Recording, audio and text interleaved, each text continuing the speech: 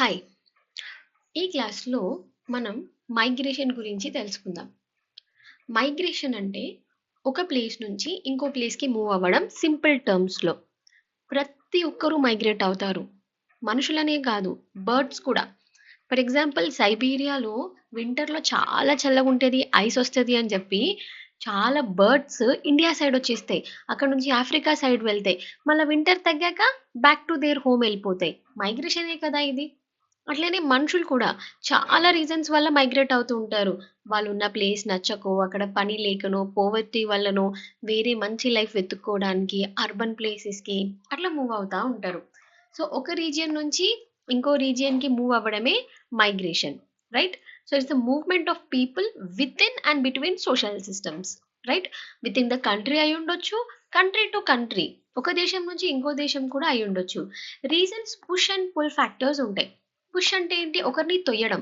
ఒక ప్లేస్ నుంచి మనం బలవంతంగా ఒకరిని తోస్తే అది పుష్ అంటాం. ఎందుకు ఒకరిని తోయాల్సొస్తుంది? ఏ రీజన్స్ తోస్తాయి వాళ్ళని? అంటే అక్కడ అస్సలు క్లెన్లీనెస్ లేదేమో, న్యాచురల్ కెలామిటీస్ ఎక్కువ అంటే ఫ్లడ్సు, డ్రాట్సు ఇట్లాంటివి ఎక్కువేమో, పొవర్టీ బాగా ఎక్కువేమో, చదువు సరిగ్గా లేదు, హెల్త్ కేర్ లేదు, ఇన్‌ఫ్రాస్ట్రక్చర్ లేదు, జాబ్స్ లేవు. ఇవన్నీ రీజన్స్ ఒకరిని అక్కడి నుంచి వెళ్ళిపోమనొచ్చు. పుల్ ఫ్యాక్టర్స్ అంటే ఏదైనా రీజియన్ వాళ్ళని లాగొచ్చు. రండి, రండి మా ప్లేస్‌కి రండి అని. అదెలాంటిది అయ్యుండొచ్చు? మంచి life style, health care, education వాళ్ళ ఒరిజినల్ ప్లేస్‌లో ఏదైతే మిస్ అయిందో అదంతా వాళ్ళకి వేరే ప్లేస్‌లో కనిపించిందనుకోండి అక్కడికెళ్ళిపోతారు. కరెక్ట్? సో, ఇంకొకటి దేశం టు దేశం గూడా ఎళ్తూ ఉంటారు. ఎందుకంటే ఇంటర్నేషనల్‌గా there is demand for labour అనుకోండి. ఫర్ ఎగ్జాంపుల్ ఇండియాలో ఐటీ సెక్టార్ చాలా బూమ్‌లో ఉంది. Service sector. అమెరికాలో చాలా సాఫ్ట్‌వేర్ కంపెనీస్‌కి ఇండియన్స్ చీప్‌గా పనిజేస్తారు. Cheap labour. వాళ్ళు పిలుస్తారనుకోండి, "రండి మా దగ్గర మీకు మంచి జాబ్స్ ప్రొవైడ్ చేశాము." ఒకప్పుడు అలాగే పిలిస్తే ఎళ్లారు. ఇప్పుడు కొంచెం వీసా రెస్ట్రిక్షన్స్ ఎక్కువయ్యాయి గానీ, ఆ ప్రిమైజ్ మీదనే చాలా మంది ఇండియన్స్ వెళ్లి అమెరికాలో సెటిల్ అయ్యారు.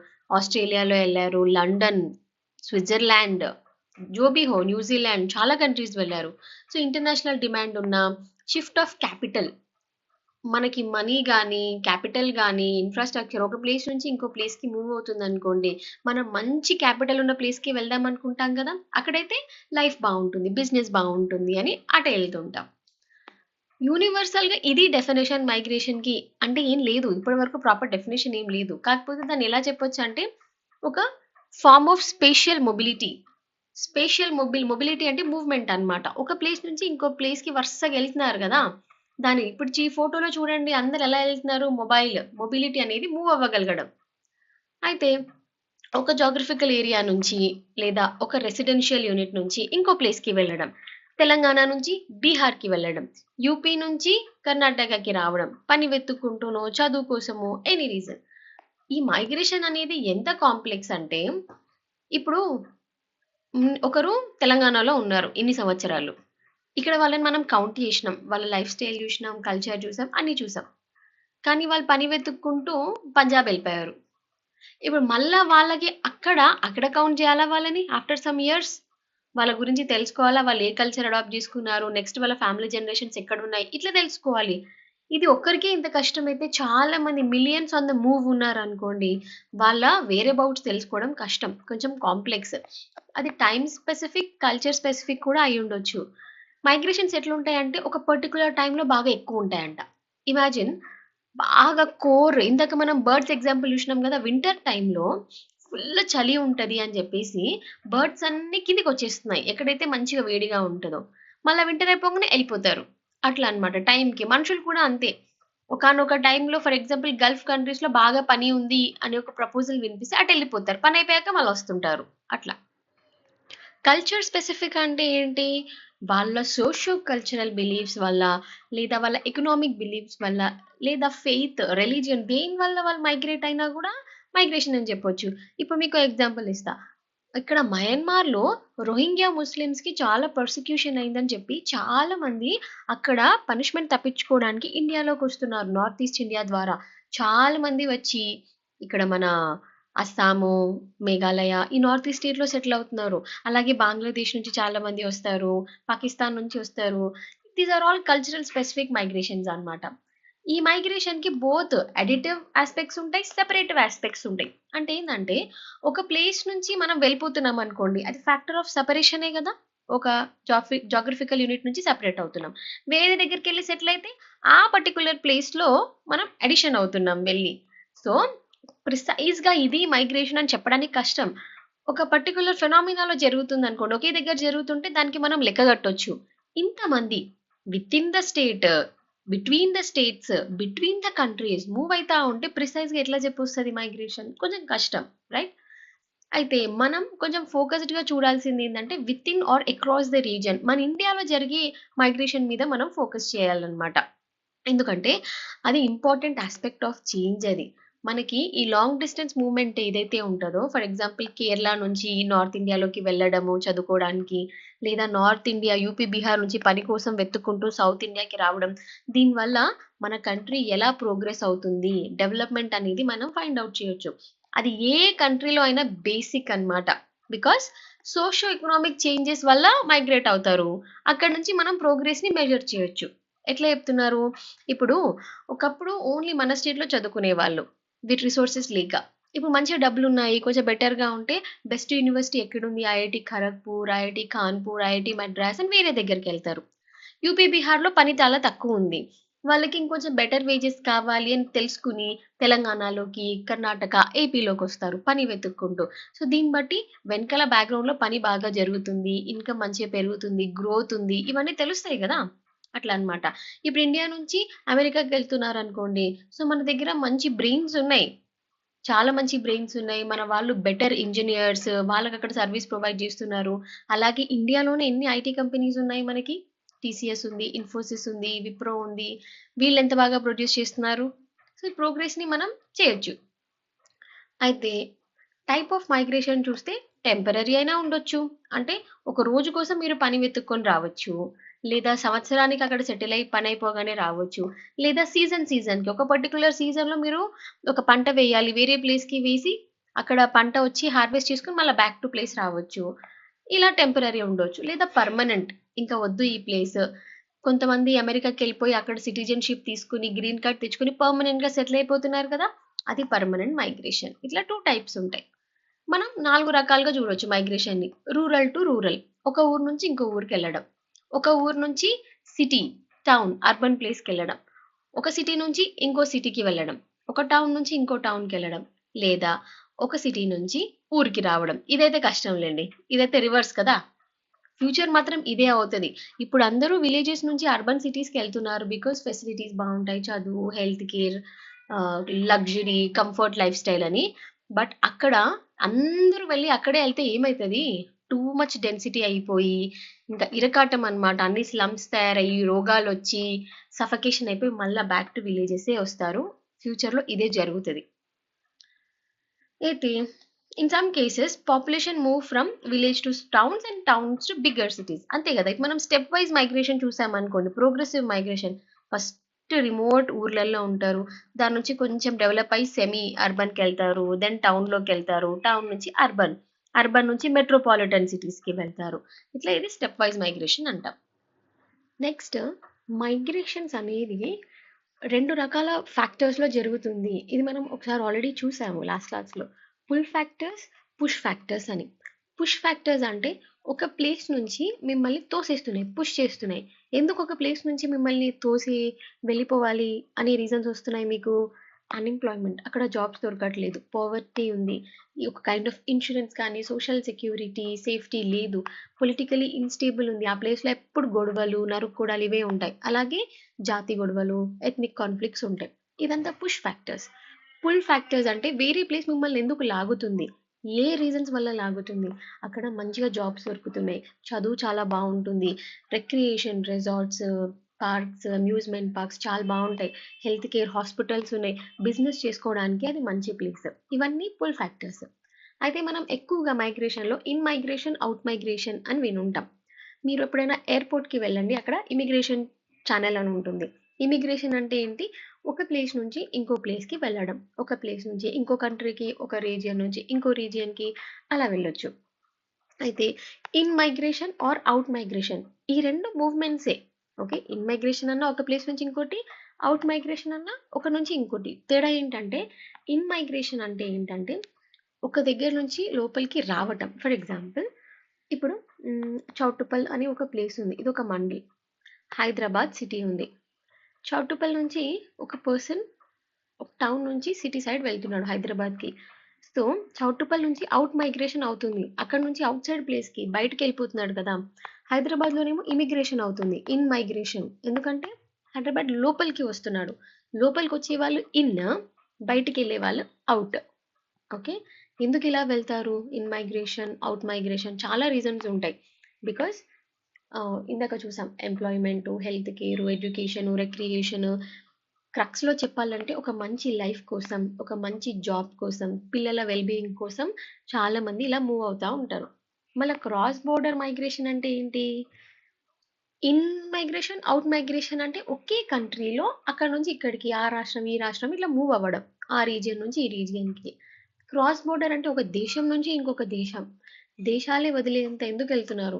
మన ఇండియన్స్ ఇప్పుడు చాలా మంది అమెరికాలో, కెనడాలో, లండన్లో, ఆస్ట్రేలియాలో, దుబాయ్లో చాలా మంది ఉన్నారు. ఫుల్ రెమిటెన్సెస్ వస్తాయి మనకి కదా. ఏ ఫ్యాక్టర్స్ మీద వెళ్తున్నారంటే ఇండియాలో జీతాలు సరిగా ఇవ్వట్లే. ఒకటే సాఫ్ట్వేర్ పనికి నెలకి ఇక్కడ 1,00,000 రూపాయలు వస్తే అక్కడ 5,00,000 వస్తాయి. మళ్ళా మనం కంపేర్ చేద్దాం. అమెరికాది హోస్ట్ కంట్రీ అనుకుందాం. ఎందుకు ఇండియన్స్ అమెరికాకి వెళ్తున్నారంటే అమెరికాలో బెనిఫిట్స్ చూడండి. ఎడ్యుకేషన్, హౌసింగ్, హెల్త్ కేర్ అక్కడ గవర్నమెంట్ అన్ని ప్రొవైడ్ చేస్తుంది, ఫ్రీగా ప్రొవైడ్ చేస్తుంది. అక్కడ జాబ్ చేస్తే పిల్లలకి ఎడ్యుకేషన్ కూడా ఫ్రీ. మళ్ళీ మీకు వచ్చే డబ్బులు సంవత్సరానికి 1,00,00,000 సంపాదిస్తారు ఈజీగా. సో ఈ రీజన్స్ మీద వెళ్తున్నారు. అక్కడ ఎంప్లాయ్మెంట్ ఆపర్చునిటీస్ కూడా బాగుంటాయి అని చెప్పి. చూడండి, జాబ్స్ మంచిగా దొరుకుతున్నాయి, డబ్బులు మంచిగా వస్తున్నాయి, డెఫినెట్లీ వెళ్తారు యంగర్ పీపుల్, రైట్? తర్వాత ట్రావెల్ చేసే ఉద్దేశం ఉండొచ్చు మీకు కదా. మీరు మంచి వాండర్లస్ట్ బయటికి వెళ్ళాలనుకుంటున్నారు, కొత్త స్కిల్స్, కొత్త లాంగ్వేజ్, కొత్త టెక్నాలజీ నేర్చుకోవాలనుకుంటే ఈ స్విట్జర్లాండ్, ఐస్లాండ్, నార్వే, ఆమ్స్టర్డామ్ ఇక్కడికి బాగా వెళ్తున్నారు ఇండియన్స్. ఇక్కడ ఉన్న సిస్టమ్‌తో విసిగిపోయి, ఇక్కడ ఉన్న కరప్షన్, ఈ సిస్టమ్ మీకు బాగా అన్యాయం చేసింది, ఇక్కడ ఎలాగూ మీకు లైఫ్ బాగుండదు అని అర్థమై అలా కూడా వెళ్ళిపోవచ్చు. ఇంకా impact of satellite television, internet. For example నేను pure K drama fan. K dramas చూసి చూసి నాకు సియోల్ సౌత్ కొరియాకి వెళ్ళాలని ఒక లైక్ లైఫ్ టైం డ్రీమ్ అనమాట. డెఫినెట్లీ వెళ్ళాలి అంతే. ఈవెన్ దో మనీ లేకపోయినా సేవ్ చేసుకొని అయినా వెళ్ళాలి అని. ఇదంతా ఎట్లా?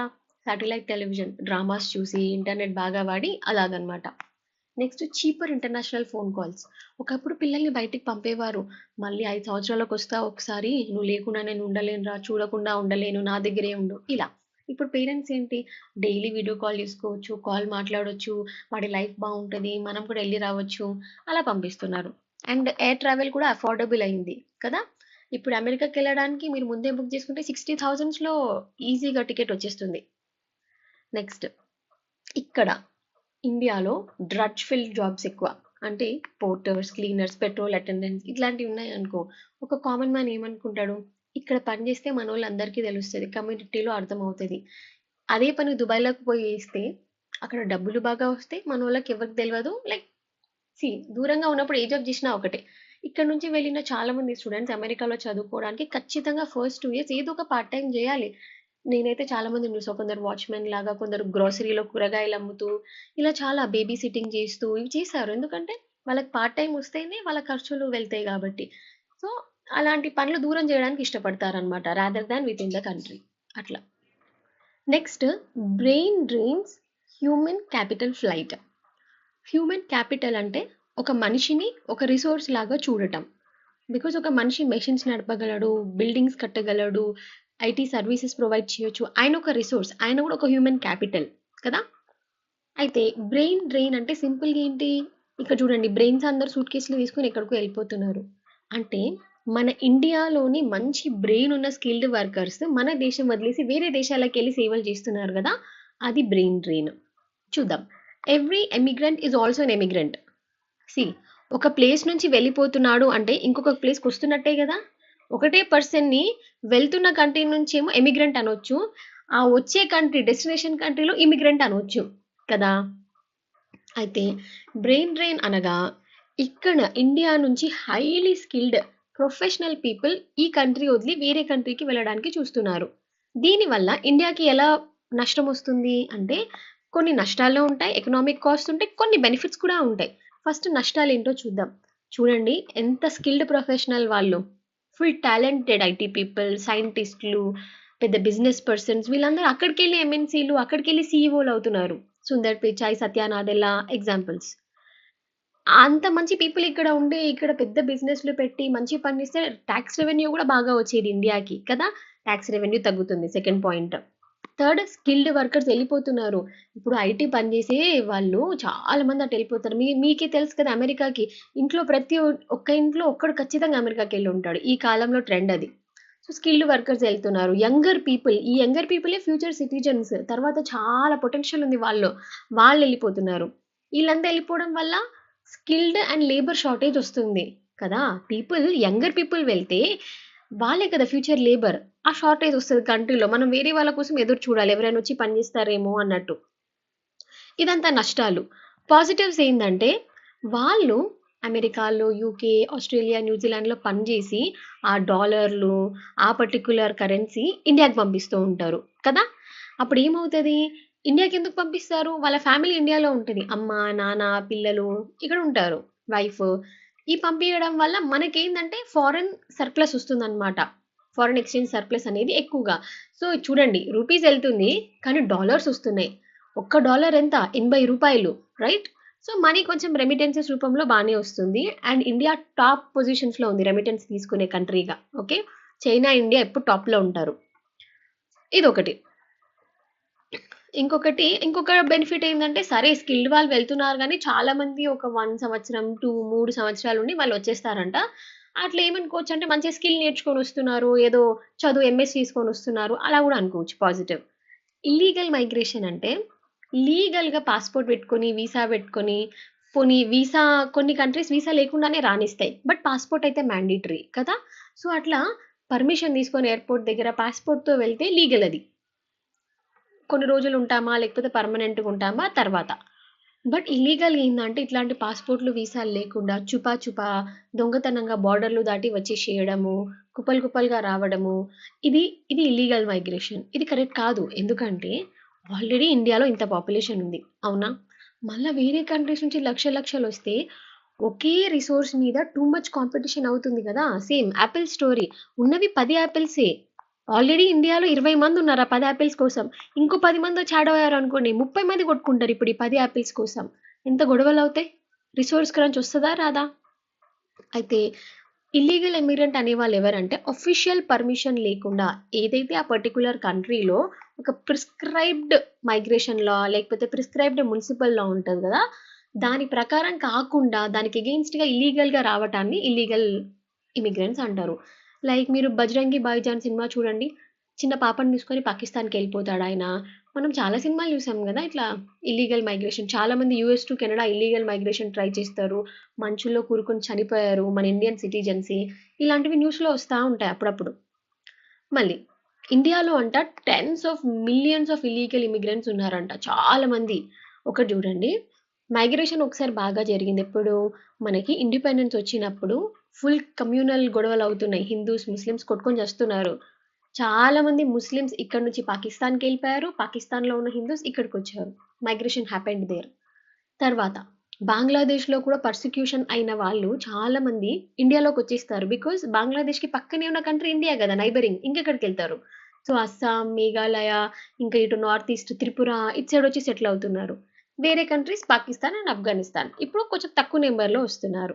కానీ ఎవరైనా అడిగారనుకోండి, ఇండియాకి ఏ కంట్రీ నుంచి ఇల్లీగల్ ఇమిగ్రెంట్స్ ఎక్కువగా వస్తారు అనంటే బంగ్లాదేశ్. అట్‌లీస్ట్ 10 మిలియన్ పీపుల్ ఉన్నారంట బంగ్లాదేశ్ నుంచి. అయితే థియరీ ఆఫ్ మైగ్రేషన్ చూస్తే ఈ మైగ్రేషన్ మీద బాగా స్టడీ చేసిన వాళ్ళలో ఈజీ రెవెన్‌స్టీన్ అని ఒక ఆయన. పేరు గుర్తుపెట్టుకోండి. మనకి ఏపీపీఎస్సీ గ్రూప్ 2లో ఒక డెఫినిషన్ ఇచ్చి, థియరీ ఇచ్చి ఇదెవరు చెప్పారు అని అడిగారు. So, we should remember. ఈ రెవెన్‌స్టీన్ ఆయన one of the first scholars. చాలా స్టార్టింగ్ ఈయననే స్టడీ చేశాడు లాస్ ఆఫ్ మైగ్రేషన్ మీద 1885లో. ఈయన ఒకటి ఏం గమనించాడు అంటే మైగ్రేషన్ అనేది ఇన్వర్స్‌లీ ప్రపోర్షనల్ టు డిస్టెన్స్ అంట. అంటే ఏందంటే డిస్టెన్స్ పెరుగుతున్న కొద్దీ మైగ్రేషన్ తగ్గుతా ఉంటది. అలాగే డిస్టెన్స్ తగ్గుతున్న కొద్దీ మైగ్రేషన్ పెరుగుతా ఉంటది. ఈయనేం కనిపెట్టిండు? జనాలంతా షార్ట్ డిస్టెన్స్ ట్రావెల్ చేయడానికి ఇష్టపడతారంట. పెద్ద దూరాలకు వెళ్ళరు. చిన్న చిన్న దూరాలలోనే వెళ్ళి సెటిల్ అయిపోతారంట.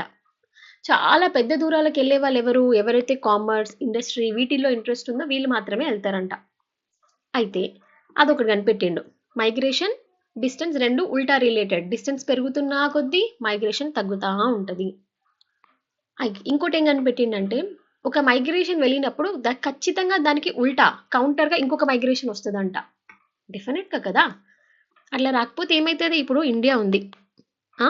ఇండియా నుంచి పాకిస్తాన్ నుంచొచ్చి, ఆఫ్ఘనిస్తాన్ నుంచొచ్చి, బంగ్లాదేశ్ నుంచొచ్చి, మయన్మార్ నుంచొచ్చి అందరూ ఇక్కడే ఉంటే, ఎప్పుడో ఒకసారి మనకు సఫకేషన్ వచ్చి పోతాం. అందరం ఒకే దగ్గర వచ్చేస్తే. బట్ స్టిల్ మనం మెయింటైన్ చేస్తున్నాం. ఎలా అంటే ఇండియా నుంచి కూడా వెళ్ళిపోతున్నారు కదా బయటికి. దుబాయ్‌కి వెళ్తుర్రు, Canada, America, Australia, New Zealand, London, Switzerland, Ireland, Germany, South Africa అన్నీ వెళ్తున్నారు. సో, ఎప్పుడైనా ఒక ఫ్లో ఆఫ్ ఇమిగ్రేషన్ నడుస్తా ఉన్నప్పుడు ఒక ఫ్లో ఆఫ్ ఇమిగ్రేషన్ బయటికి వెళ్తా ఉంటది. అట్లా బ్యాలెన్స్ మెయింటైన్ అవుతదట. ఇంకా మైగ్రేషన్ కామన్ ఎక్కువ కనిపిస్తది ఎక్కడ? రూరల్ ఏరియాస్‌లో కనిపిస్తది. బికాజ్ ఊర్లల్లో ఉన్న వాళ్ళు చాలా మంది అర్బన్ ప్లేసెస్‌కి వెళ్ళడానికి ఇష్టపడుతున్నారు.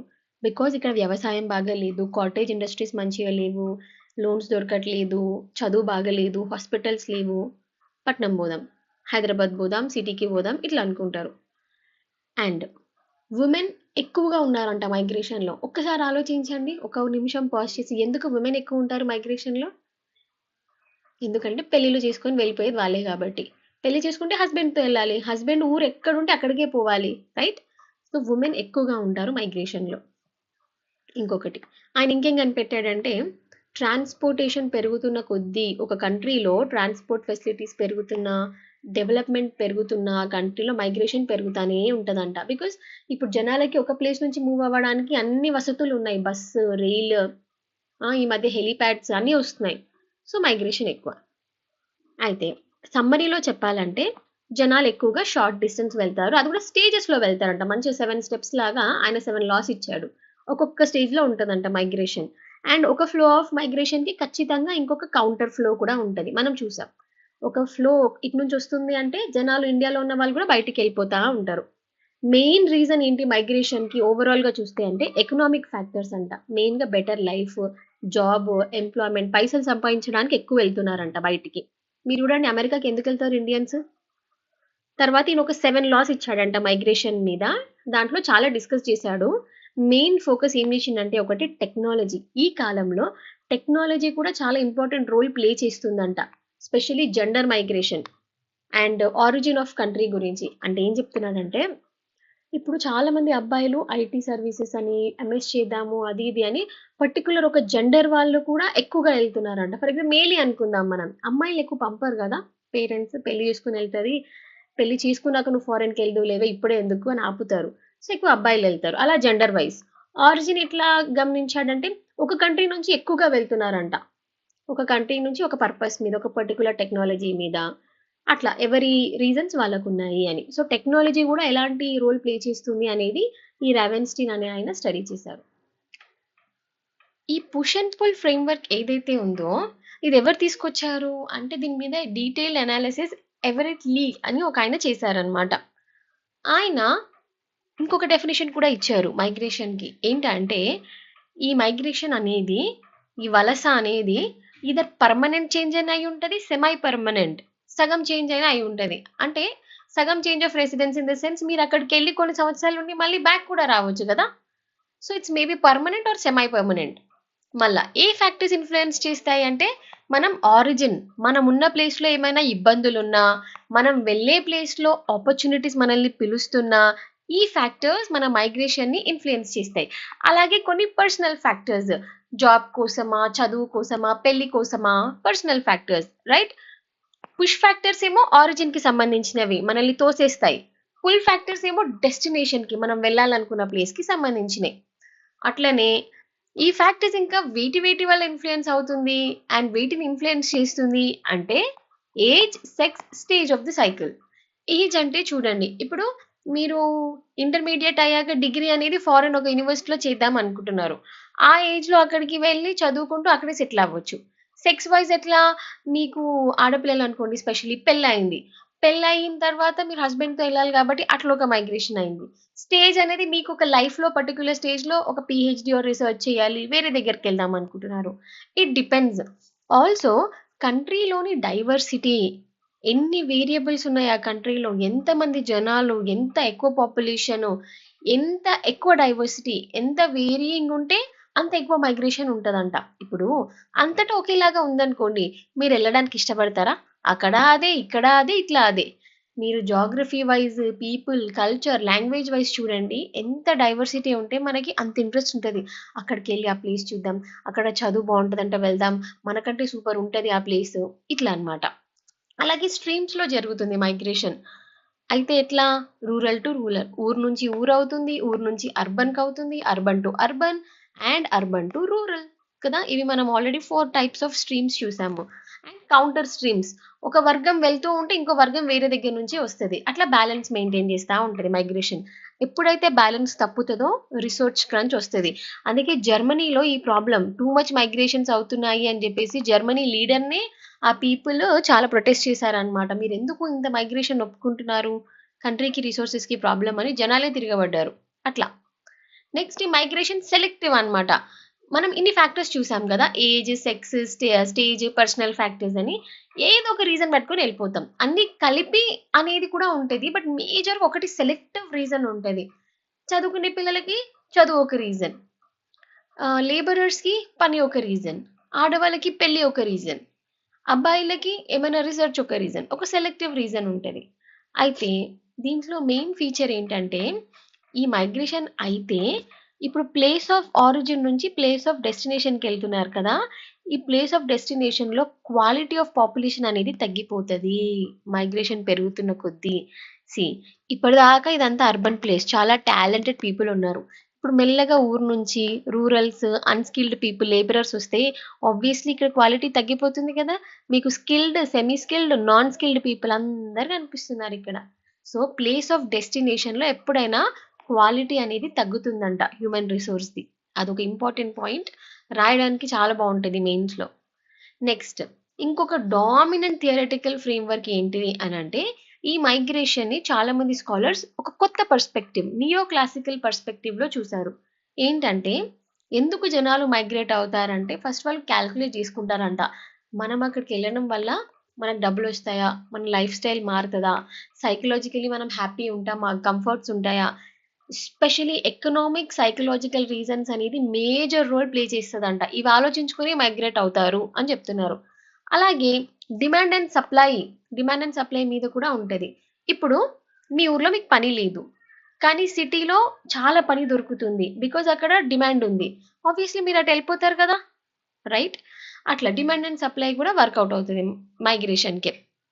Next migrants move toward higher wage regions. డెఫినెట్‌గా ఇప్పుడు చెప్పిన పాయింటే. అక్కడ పని దొరుకుతుంది. డబ్బులు ఎక్కువ వస్తున్నాయి. రోజుకి 250 కట్టిస్తారు. సో, నేను అక్కడికెళ్ళి పని చేస్తా. అట్లా.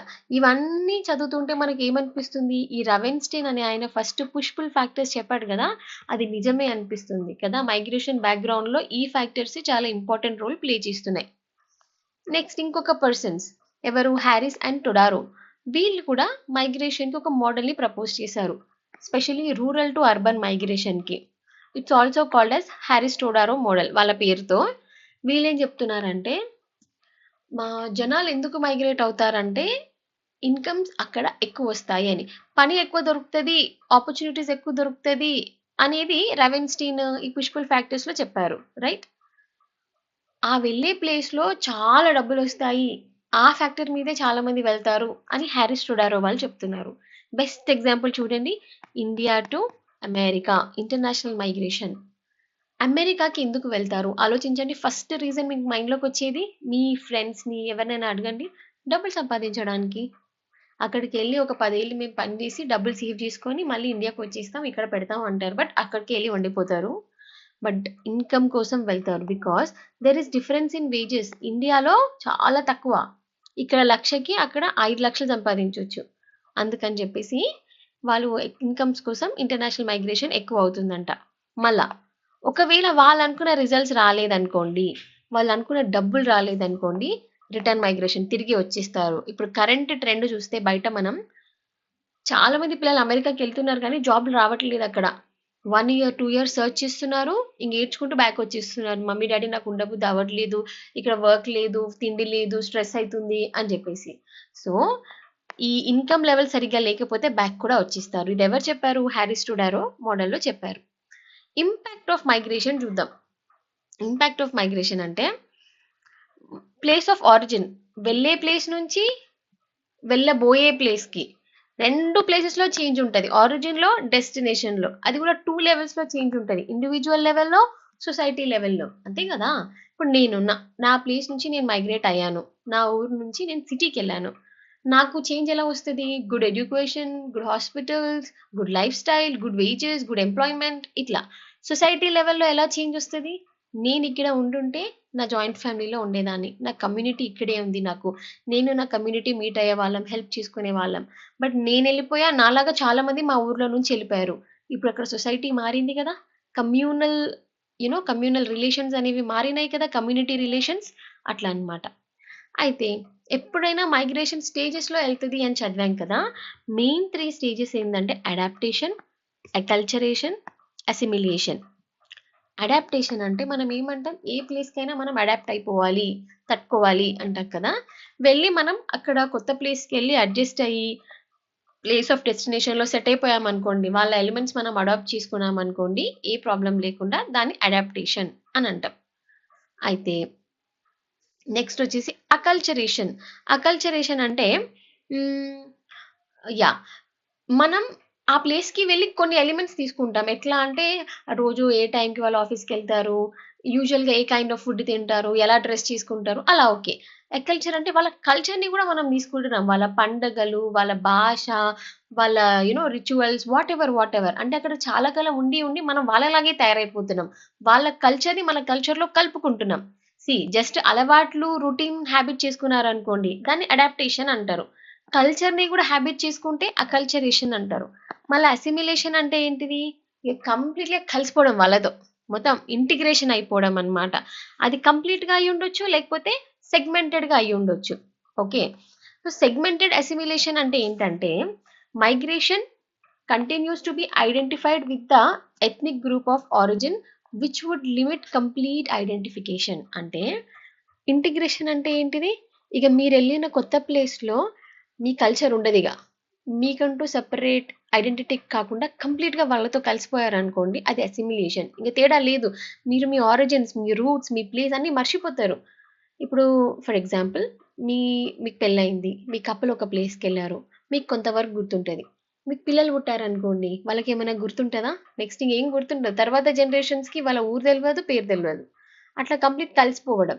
సెగ్మెంటెడ్ ఏందంటే కంప్లీట్‌గా ఐడెంటిఫికేషన్ కాకుండా మాక్సిమం అవుతారు. కానీ అక్కడక్కడ కొన్ని డిఫరెన్సెస్ ఉంటాయి. అట్లా చెప్తున్నారు. కొంచెం లిమిటేషన్స్ ఉంటాయంట. తర్వాత ఇవి కాకుండా ఇంకా వేరే అవుట్‌కమ్స్ ఏంటి? Integration, exclusion, multiculturalism. ఇది చెప్తా చూడండి. ఇంటిగ్రేషన్ అంటే ఏంటంటే ఆహ్, కంప్లీట్‌గా మొత్తంగా కలిసిపోతే ఇంటిగ్రేషన్. రైట్? ఆల్సో ఇంటిగ్రేషన్ అంటే మీరు వెళ్లారు. వెళ్ళిన ప్లేస్‌ని మీరు యాక్సెప్ట్ చేశారు. గుడ్. ఆ ప్లేస్ కూడా మిమ్మల్ని యాక్సెప్ట్ చేసిందనుకోండి, ఆ ప్లేస్‌లో ఉన్నవాళ్ళు, ఆ ప్లేస్ కూడా మిమ్మల్ని యాక్సెప్ట్ చేస్తే అది ఇంటిగ్రేషన్. అంటే మీ సైడ్ నుంచి ప్రాబ్లమ్ లేదు. మీరెళ్ళిన సైడ్ కూడా ప్రాబ్లమ్ లేదు. హ్యాపీగా కలిసిపోయారు. మొత్తం ఇగ ఒక మెల్టింగ్ పాట్ లాగా కలిసిపోయారు. గుడ్. ఎక్స్‌క్లూజన్ అంటే ఏంటి? గెటోయిజేషన్ అంటే ఆ ప్లేస్ మిమ్మల్ని రిజెక్ట్ చేస్తుంది. మీరెళ్ళిన ప్లేస్‌లో మిమ్మల్ని యాక్సెప్ట్ చేయలేదు. మిమ్మల్ని గెంటేస్తున్నారు. ఎగ్జాంపుల్ చూడండి. ఇప్పుడు బంగ్లాదేశ్ నుంచి చాలా ఇమిగ్రెంట్స్ అస్సాంలోకొస్తారు. అస్సాం వాళ్ళు గోల చేస్తున్నారు. అరే! మాకున్నదే చిన్న స్టేటు, మాకున్నదే తక్కువ రిసోర్స్. ఇప్పుడు ఇంత లక్షల మంది మైగ్రెంట్స్ వస్తే మేమెక్కడికి పోయేది? మా ఇల్లులు, మా రిసోర్సెస్, మా జాబ్స్ అన్నీ వాళ్ళు తీసుకుంటారు అని మైగ్రెంట్స్‌కి అగెయిన్స్ట్‌గా ఉంటారు. Now thought is exclusion. ఎప్పటికి ఆ మైగ్రెంట్స్ అక్కడ ఓకే అవ్వలేరు. మల్టీ కల్చరలిజం అంటే ఏందంటే పేరులోనే ఉంది. అదొక యునీక్ ఫెనామినా. ఎట్లా అంటే మంచిగా ఇదంతా హోల్ అందరూ కలిసే ఉంటున్నారు. ఎవ్వరి కల్చర్ వాళ్ళకుంది. ఏ, బి, సి, డి, ఈ ఇట్లా జెడ్ వరకు. ఒక్కొక్కరు డిఫరెంట్ అని అందరికీ తెలుసు. కానీ గొడవలు పడరు. అందరూ కలిసి కల్చరల్లీ హార్మోనియస్‌గా ఉంటారు. In general. ఇన్ జనరల్‌గా ఇండియా మల్టీ కల్చరలిజమే కదా! అవునా కాదా? నార్త్‌కెళ్తే separate. South separate, west separate, east separate, north east separate. మీరు ఎక్కడికి వెళ్ళినా మీకు different cultures, ethnicities, caste, sub కాస్ట్లు కనిపిస్తాయి. బట్ స్టిల్ అందరం ఇండియన్స్ లాగా హ్యాపీగా ఉన్నాం. ఎస్, అక్కడక్కడ గొడవలు అవుతున్నాయి. బట్ మెజారిటీ చూడాలి కదా మనం ఎప్పుడైనా ఇన్ జనరల్ మాట్లాడుతున్నప్పుడు, జనరల్ స్టడీస్ కాబట్టి. సో మనం మల్టీ కల్చరలిజం అనమాట. మనము ఇంటిగ్రేషన్ని మెల్టింగ్ పాట్ లాగా చెప్పొచ్చు. ఒక మెల్టింగ్ పాట్ లో పాయసం తయారు చేస్తున్నాం అనుకోండి, పాలు, బెల్లం, అన్నం, ఏదో మనం తీసుకున్న పిండి అంతా కలిసిపోయి ఒక స్వీట్ వస్తుంది. దాన్ని మనం సపరేట్ చేయగలమా? మళ్ళీ ఎక్కడికక్కడ చేయలేము. ఒక్కసారి పాయసం అయిందంటే ఇక అన్ని మిక్స్ పాయసం తినాలంతే. ఐటమ్ సపరేట్ చేయలేం, షుగర్ని, బెల్లాన్ని, పాలని. బట్ మల్టీ కల్చరలిజం అంటే ఏంటి? అందరూ సపరేటే, ఎవరి ఐడెంటిటీ వాళ్ళకు ఉంది, ఎవరి థింగ్ వాళ్ళకు ఉంది, కానీ అందరూ కలిసి ఒక మంచి సలాడ్ లాగా తయారయ్యారు. ఇప్పుడు పాయసంలో సెపరేట్ చేయలేరు కానీ సలాడ్లో సెపరేట్ చేయొచ్చు కదా. యాపిల్ని పక్కన పెట్టవచ్చు, బనానా, దానిమ్మ, కస్టర్డ్ అన్నిటిని పక్కన పెట్టొచ్చు. సో ఈ మల్టీ కల్చరలిజం అనేది సలాడ్ లాగా, ఇండియా అనేది ఒక సలాడ్ లాగా. అందరినీ సెపరేట్ చేయొచ్చు, బట్ అందరూ కలిసి మంచి సలాడ్గా ఉంటారు. అది